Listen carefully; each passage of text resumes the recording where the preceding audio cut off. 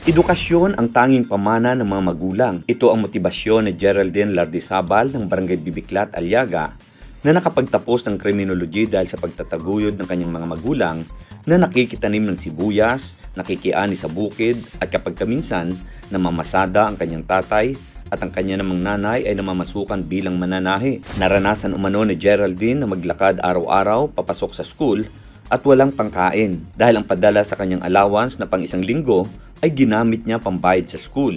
Halos gusto na raw niyang sumuko at tumigil dahil sa bigat ng suliranin at hirap sa buhay, sanhi ng kakulangan sa pinansyal para sa kanyang pag-aaral. Minsan po pag nanghihingi ako ng pambaon kay mami, tapos sabi po niya, ito na lang yung natitirang pera ko.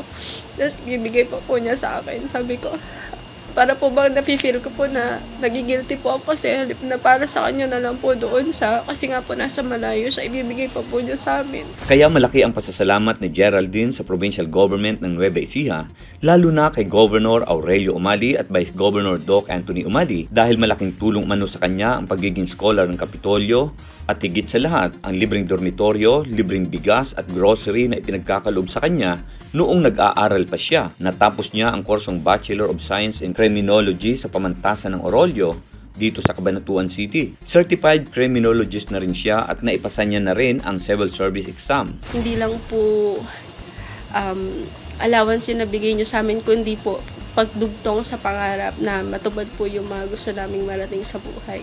Isa rin sa mga pangarap ni Geraldine na maging abogado para sa mga magsasaka balang araw kapag nakapag-ipon umano ito para makapag-aral ng abogasya.